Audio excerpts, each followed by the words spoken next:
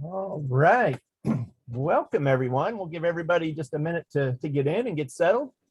Um, Hope everybody's having a good day today.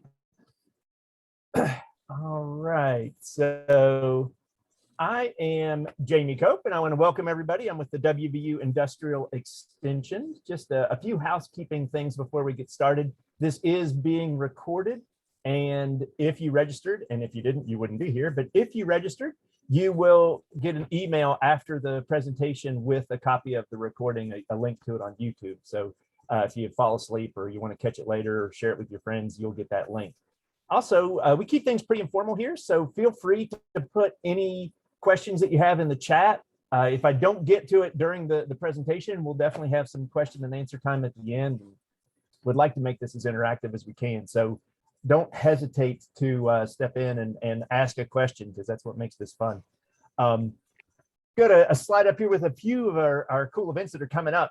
April 6th, we've got a lean overview with our very own Randy Kowalczyk. So that's a free webinar. Definitely join that. Randy's fantastic. You'll enjoy that. Lots of fun. Then on May the 4th, I hope everybody has their Star Wars shirts on as we watch the ISO overview with Mark Hidline, also with our group. He's great too. Not as great as Randy, but you know what? No, he's great. We also have some in-person training coming up. Yay, finally, in-person training. We've got an open enrollment at Pierpont Community and Technical College. That's their Morgantown location. And that's going to be on March the 23rd. There's still a few seats left on that. So go to wvmep.com, check out our events, and you can register there. We also have a CMMC webinar coming up as well.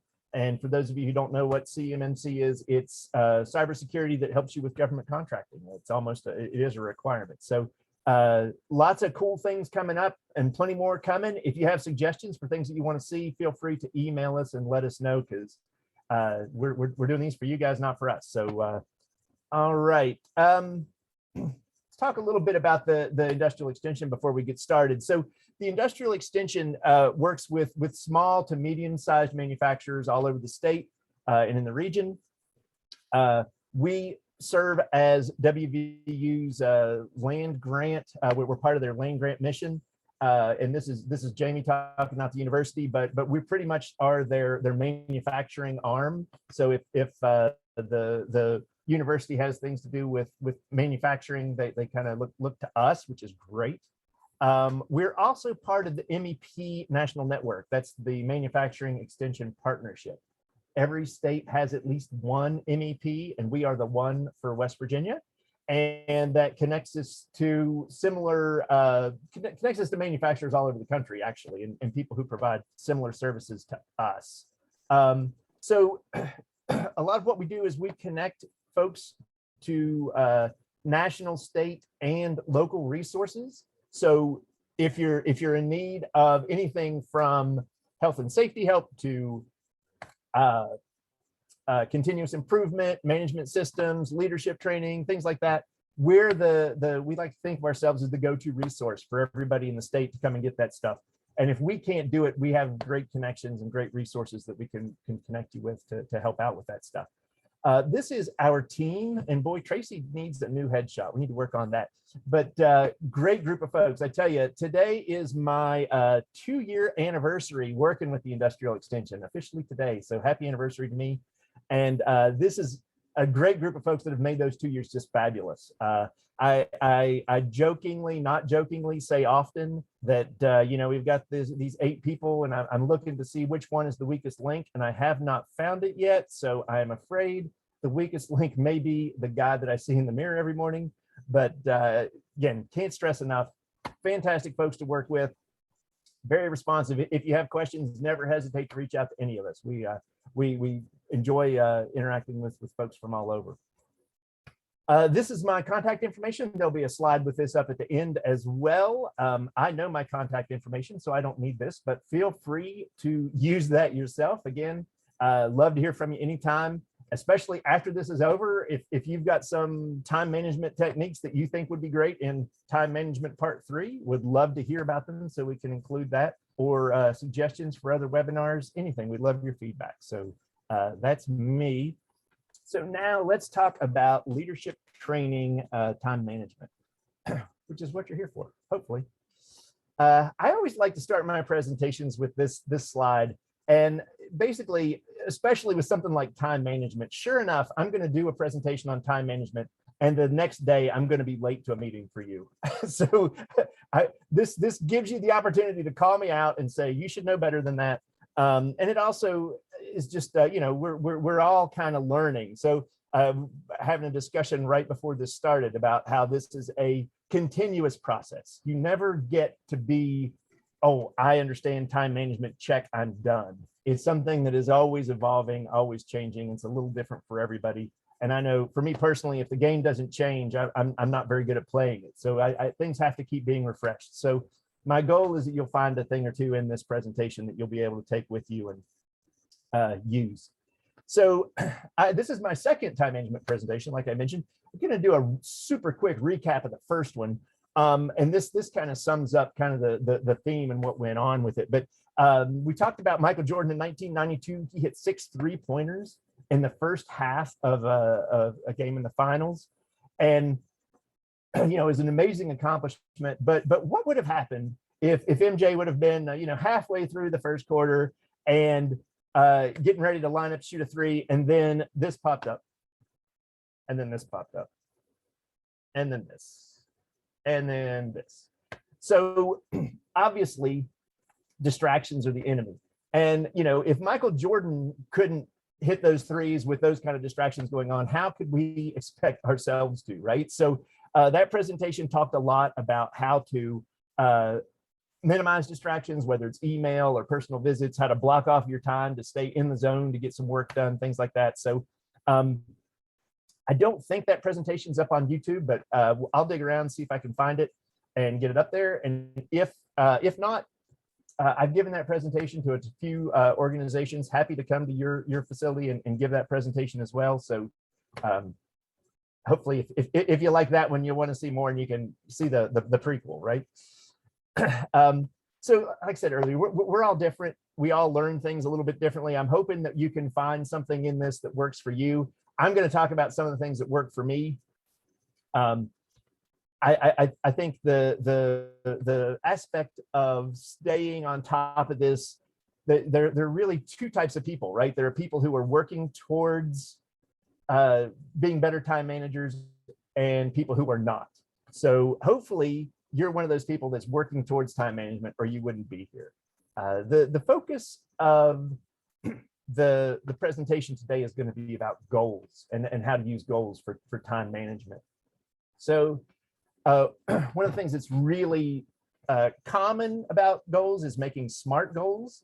And we've got what, like 40 some people on here. And I'm going to guess that most of you are saying, yeah, Jamie, I know exactly what SMART goals are. And my question to you is, really, do you know what SMART goals are? Because whenever we go with people all the time, we see goals that are not SMART. And not to pick on our clients, because actually we have even had some problems internally with goals that aren't SMART. One of our goals was, hey, let's try to be the go-to resource for all manufacturers in the state, which would be a great thing to be, but it's not specific, it's not measurable, it's not attainable. In fact, let's look at a goal that is not SMART. So Jamie will be awesome. Okay, so specific, what you call awesome and what I call awesome, not necessarily the same thing. My awesomeness is definitely immeasurable. Attainable, I mean, I'm already there, but whatever. Relevant, well, there's a good question on that. And time bound, how long am I going to be awesome? So if we wanted to change that and we wanted to look at a goal that was SMART, Jamie will give an Isaac point to 3 people each day for a month. So it's definitely something that is specific, right? Given an Isaac point. Let me go ahead and give you one of those. Boom. 3 people, definitely something that's measurable. Each day there is definitely it's attainable, it's measurable, it's relevant, and it is time bound. So going to the Isaac point, there's probably about 5 of you that are old enough to know what that is. probably one of you was mildly entertained, and that was me. And the rest of you were like, who is this boomer and what's Isaac anyway? So I really thought, just as a stupid side note, I really thought the Isaac point would take off during COVID because there's less contact than a fist bump even, but as much as I did it, it just did not catch on. So anyway, Isaac point, definitely something that's measurable and attainable. Okay, so that's some goals, but how do goals help us manage our time? So I'm gonna bring up some stuff. This is from my personal life. I like to talk about my successes and failures in front of everybody because it really helps me out. So on October 18th of 2021, I looked at how many miles I had run that year, and I decided that I was pretty close to being able to run 365 miles in the year, a mile a day for a year. So I did what any normal person would do, and I put together a spreadsheet to track my activity from October 18th to the end of the year. So you can see here the number of miles run that day. I would enter that each day. The number of miles remaining, number of days remaining. So that's a countdown to December 31st. The miles that I'd run to date, the miles to go to reach my goal, the miles per day to the goal. So each day I could look at that and say, for the rest of the year, I have to run 1.5 miles in order to meet this goal. And then went ahead and calculated the miles I would need to run per week to meet that goal. And I did manage to run 365 miles in the year. Actually, I exceeded my goal. So yay me, that was great. And decided I felt so good that I was going to turn around and do it again for this year. And I even increased my goal a little bit. So what I did, I threw together another quick spreadsheet, and I put it's 1.1 miles per day was my goal. And here's the spreadsheet that I threw together here. And it was, again, what the date is, the miles run, the goal miles. So that's how far I should have run by that point, and the total miles this year. Now, if you look, I am not doing well this year. And I started asking myself, well, why are you not doing well? And probably the first answer would be, I'm kind of lazy. But let's look at it just a little bit more. I like to make, good logical excuses for myself. So if we look at this is what I was tracking before, and this is what I'm tracking now. And what is noticeably absent is the miles per day and the miles per week. Because whenever I look at a goal, if on January 1st, I said, okay, I'm going to run 400 miles this year, I don't know what 400 miles looks like. And 400 miles does not affect me tomorrow morning, right?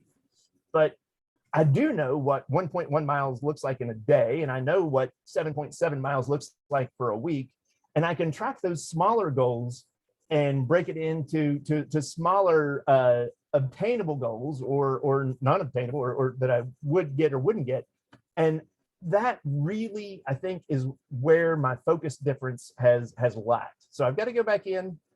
I decided as I was putting this together, I'm going to put 2 more columns on my spreadsheet and track how many miles per week I need to do and how many miles per day I need to do in order to reach my goals. And this is really related to Parkinson's Law in a way. If you haven't heard of Parkinson's Law before, it says that work expands to fill the time available for its completion. And I love it whenever an affliction that affects me gets a real technical official name like that. It's great to see that. So we've all kind of experienced this, and I think Elon Musk, love him or hate him, he's kind of the master of this. And I like this quote that he gave. It's, if you give yourself 30 days to clean your home, it will take 30 days. But if you give yourself 3 hours, it will take 3 hours. And the same applies to your goals, ambitions, and plans. And again, love him or hate him, Elon Musk has manipulated Parkinson's Law very well in that he doesn't give himself a whole lot of time to achieve the goals that he wants to achieve. He's a master at saying, the world says it'll take 10 years to do this, and he says, well, I'm going to do it in 3, right?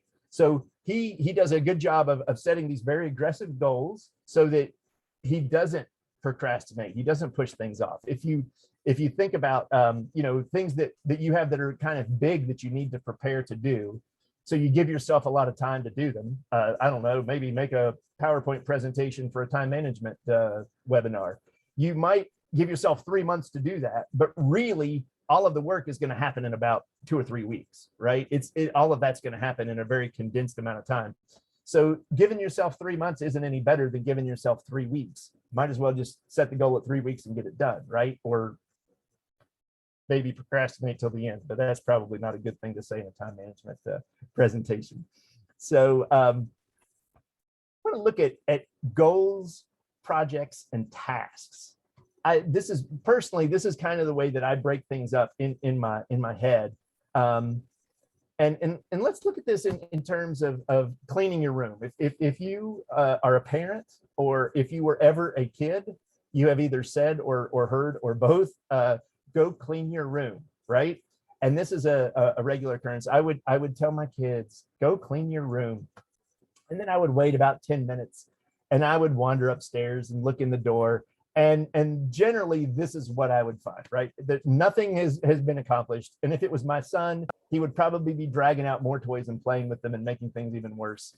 So pretty common, right? I mean, we all can relate to this. And many of you now are probably mentally changing the go clean your room to go clean your work area in a shop floor environment. So definitely applicable to where we work today. But I'm going to argue that it's really not the kid's fault, because clean your room is not a SMART goal, right? It's just out there. It's not measurable. It's not, there's no time constraint. So let's go back and let's try to make this a SMART goal with a purpose to get the room in the shape that we want it. So everything in the room is placed in its assigned area at the end of every week.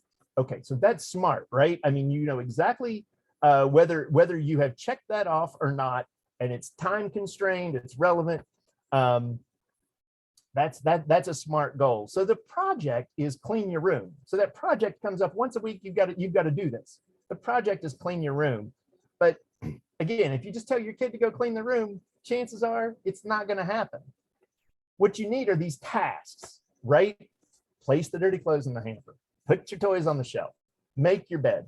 I went over this presentation with my son last night, and it was funny. He goes, "Is that why you just told me to put the dishes away that were in the dishwasher instead of clean up the kitchen?" I'm like, yes, that is exactly why I did that. Because if I give you a specific task, you'll do it. If I tell you go clean up the kitchen, it's this big thing and it's not as defined, right? So we kind of need to play these games with ourselves as well, or at least I do. So the tasks are the things that end up on the to-do list, not the goal, the tasks.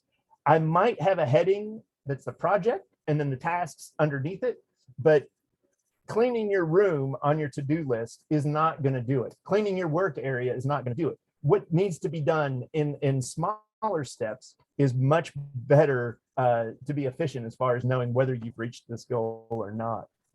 But that doesn't mean that the goals shouldn't be acknowledged or written down. Dave Carrick with our group has done a wonderful job of setting up our client management system. And I have on my homepage of goals, and I meant to grab a screen of it. Sorry, it's not here, but it shows my goal is to contact every manufacturer in the state over the course of the year. And I have that broken into monthly goals. And there's a graph that Dave has made for me that I see exactly where I stand on that goal every time I go into our client management software, which is several times a day. But I only look at that maybe once, might only study it every other day or so. But it's important to know what those goals are, but they don't belong on the to-do list. That's not helpful. It doesn't move things forward. At least, again, this is for me. Hopefully this works for you too. So while we're talking about the to-do list, let's talk about that. So one of the important things to do when you're organizing your to-do list is obviously to find the priorities, right? Like you need to rank what needs to be done, needs to be acknowledged in as far as order as well. You may be familiar with the book Eat That Frog. The general theme of that, and boil a whole book into a few sentences, is if you've got to eat a frog today, do it first thing in the morning. Just do it first. Just knock it out. I've thought about this a lot, and the real question that comes to me is, what kind of job do you people have that you're eating frogs, really? But Stacy, I love you, but if you tell me to eat a frog, I think I'm going to be looking for another job. But I get it. It's a metaphor, and we all have our frogs. It's really interesting how we all see frogs a little bit differently. I have one of our teammates. I scheduled a meeting for him on a Friday afternoon, and he's like, "Oh man, why would you do that? That's like the worst. I hate to be in meetings on Friday afternoon." And I'm like, I love meetings. Meetings like Zoom meetings are more of a coast for me than it is a chore. So he's working on his expense reports. I'm wanting to do meetings. It's all fine. We're all different, and it works out well. But gotta find those frogs and eat them whenever your energy's in the right place, right? Another thing to use whenever you're putting together your priorities on your to-do list, figuring out what things are a priority, is the Eisenhower matrix. So you may have seen this before. The things in the first quadrant are urgent and important. Second quadrant are not urgent but important. Third quadrant are not important, not urgent. And fourth quadrant are not important and not urgent.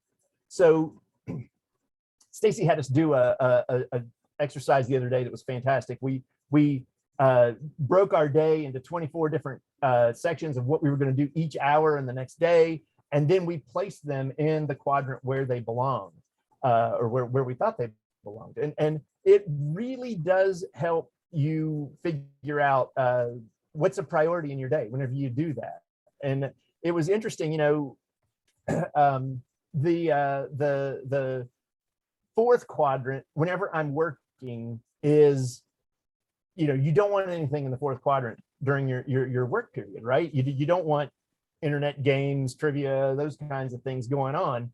But outside of that, I need some of that, right? I need some downtime. So things that are in the fourth quadrant during your work day might be more of a first quadrant or second quadrant during your downtime. So just one of the things to kind of keep in mind whenever you're putting that to-do list together and you're trying to figure out what goes where, definitely the Eisenhower matrix will help you sort through that and where your priorities should be placed. So there's a book called Getting Things Done by Dave Allen. I've heard a lot of people say that this changed their lives and this is the best book ever. And I'm afraid that I had such high expectations whenever I read it. It didn't really resonate with me as well as it did with a lot of other people, but I did get some good stuff from it. So anytime I can pull 2 or 3 things from a book like that, I consider it a success. And one of the things that he talks about in the book that I'm sure it's not exclusive to him, but I like the way he discussed it, was that there's a difference between energy level and time, your personal energy level. So a lot of times whenever I'm breaking down my to-do list, I'm looking at, how long is this going to take, not how much energy is it going to take. And a good example of this is, because we only have a certain amount of energy during the day, but I did an exercise that I talked about in the last presentation where for an entire day, every 15 minutes, I would stop and I would write down whatever I was doing. So I was tracking how things were going through the day. And then at the end of every day, I also fill out a timesheet for work. And one of the things that I had done that day was I had worked on expense reports. I hate expense reports. It's my frog for lack of a better term. It's not a really big frog, but it's my frog. So I put just going through the motions, I put that I spent 45 minutes on expense reports. And then I was like, oh wait, I did this time tracking. I should see. And it was probably closer to 15 or 20 minutes that I spent on time reports. But energy-wise, it had zapped me more than doing 45 minutes of something else, right? So, I did correct my timesheet. I did a proper timesheet. But I think a lot of times we forget to take into account our energy levels and how we can schedule our energy through the day and not just our time. I think putting together PowerPoint presentations is a lot of fun for me. I don't mind it a bit. I don't mind one-on-one interactions, Zoom calls, things like that. So I should look for times whenever I need energy to do those things, and time whenever I've got lots of energy, maybe spend it on some of the things that I like to do less. So again, it's all about trying to figure out the priority for you when you're doing your to-do lists. Another thing that I really liked from that book is the 2-minute rule, and it's not to be confused with the 5-second rule. That's a whole different thing. But the 2-minute rule he talks about is when things are coming at you, whether it's an email or just a request, if you can knock it out in 2 minutes, just do it, get it done. And that may be 5 minutes for you, it may be 30 seconds for you, whatever. But I think about this like multiple times. My wife will be pulling out of the driveway and my phone will ring and she's like, oh, I forgot to move the clothes from the washer to the dryer. Can you do that for me? And yes, I can do that for you. And I can knock that out in less than 2 minutes. So I just go do it, right? If I took the time to write that on a to-do list or prioritize it, it's going to bog me down. Just get it done and be done with it. And, it seems like a really simple thing, but I have noticed since that 2-minute rule was brought to my attention that I filter things that are coming at me a lot differently. You may do something similar to me, like whenever you come in from a meeting or lunch or first thing in the morning, you open up all your emails and you sort through them. And there's a lot of them that you say, oh, I'll deal with this later. I'll deal with this later. I'll deal with this later. A lot of times I'm looking at them now and I'm saying, if I can get this done in 2 minutes, I should just do it now and not worry about dealing with this later, moving on, right? So definitely that 2-minute rule was something that I really liked from Dave Allen's book. I'd like to talk about some of the hands-on nuts and bolts kind of stuff too. And this again is taken from my last presentation. You can see it was about a year ago there. But when you create your to-do list, and there's lots of different ways to do it. People like different digital tools, people like paper. And like I said, for me, the game kind of has to keep changing or I don't play. So I'll use paper for a while and then I'll switch back to digital. And this was one that was really working for me for a while. And I switched to paper, but now that I see it again, I'm like, oh yeah, I got to go back to this. This was good. So I use Outlook, but I'm sure this works on just about any digital calendar. You've got those all day events right up at the top is what it is in Outlook. So you can put those things on your to-do list as an all-day event. So it has to happen sometime that day. It's on your to-do list. And then at the end of every day, you can physically move it to the next day if you didn't get it done, or you can check it off, right? Which is a great, that check it off kind of gamifying your day. Another thing that really works well with this is if you apply that Parkinson's Law with it, Parkinson's Law, you can set your goals up or your tasks up closer to the end date so that you can, if I would have put 3 months ago, prepare the PowerPoint presentation for the time management webinar, it would have been moved day by day by day by day. I would not have touched it until close to the end, and then I would have really dug in, right? So instead of having it on my to-do list written down all the time, I can put it out there where I know I've got enough comfortable enough amount of time to get it finished, but it's not something that's just hanging out there on me and that I'm thinking about all the time. So again, I'd like to use that to kind of manage my to-do list. And again, that one was working really well for me. I tried something a little different, which isn't working horribly, and that's more of a paper system. But I think I'm going to go back to this. I like this a lot. Okay, so let's go ahead and recap where we are here. So goals need to be SMART, right? And it never hurts to go over that SMART acronym as you're coming up with goals. And this is something that definitely will help you manage your time as you go through those goals. Goals and tasks are different. So trying to achieve a goal on your to-do list, at least the way that I work, is not very effective at all. So keep those tasks and your goals separate, even though the tasks are leading to those goals, or they should be.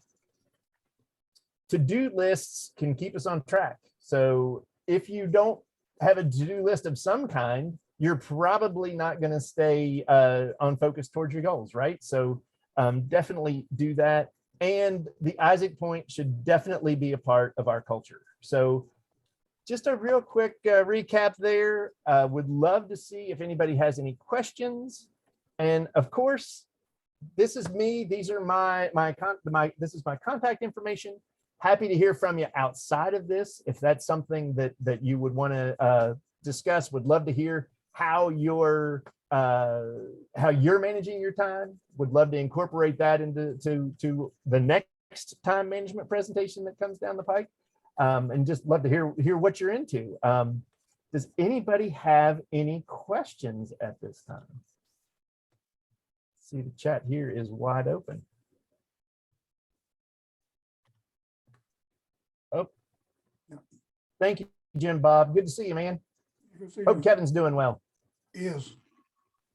Great. He is. I appreciated the overview of the classics, Eating the Frog and Dave Allen and Al Lakin and others. If you could pick one, which would you pick? Yeah, I guess I would go with Dave Allen's. I guess what got me on his book that really wasn't to my taste was he got a lot into the nuts and bolts. Like, you will need 41 binders to do this, and I'm like, well, maybe you needed 41 binders, but I think I could do it in 3. You know, there's a lot there that seemed to me that wasn't necessary, I guess, as far as telling people how to manage their time. But I liked and I didn't like his Mind Like Water. And for those of you who haven't read the book, he talks a lot about everything that comes at you, you put it in its place and you don't think about it until you get to that place again. So like I said, if it's on my mind that I have to create a presentation down the road, I need to put on my calendar when I'm going to work on that, and then don't think about it. Right? I understand his philosophy on that. Sometimes I think some of that stuff is fun to think about. So, you know, that stuff kind of migrates into quadrant 2 for me, which is where on the Eisenhower matrix, where I like to spend time there thinking about stuff. But I get what he's saying. If you're not worried about what's coming up, because you know you're prepared for it, because you know to look in X folder before you go to do this operation, you'll be a little bit more calm. I like that. Hey, Vitaly, good to see you. I haven't seen you in a long time, man. We are definitely going to have this recording. It'll be up on YouTube. Should be up there in the next few days, and you'll get a link to that in the email. If there's any other materials you guys are interested in, we can try to include those with that with the email as well. Yeah, you're welcome. And yeah, hope all's well there, Vitaly. Any other questions? It's looking like no. So yeah, I went through that pretty quickly. Hopefully that wasn't too short, but you know, now you've got some extra time. And we'll check in with you guys soon. One thing that I don't want to neglect to do is I mentioned in the beginning that I work with a fabulous team. They do amazing work, and I really appreciate the opportunity to work with them. And special thanks to everybody who helped put this together, you know, Stacy, Tracy, Dave, and the whole team. So really appreciate those guys, and none of this stuff happens on its own, unless you didn't like it, in which case it was all me, but none of this stuff happens on its own, and really glad to have the support of the team whenever we do stuff like this. So don't forget to check out Randy's presentation coming up in April and Mark's in May. So thanks, everybody. Take care.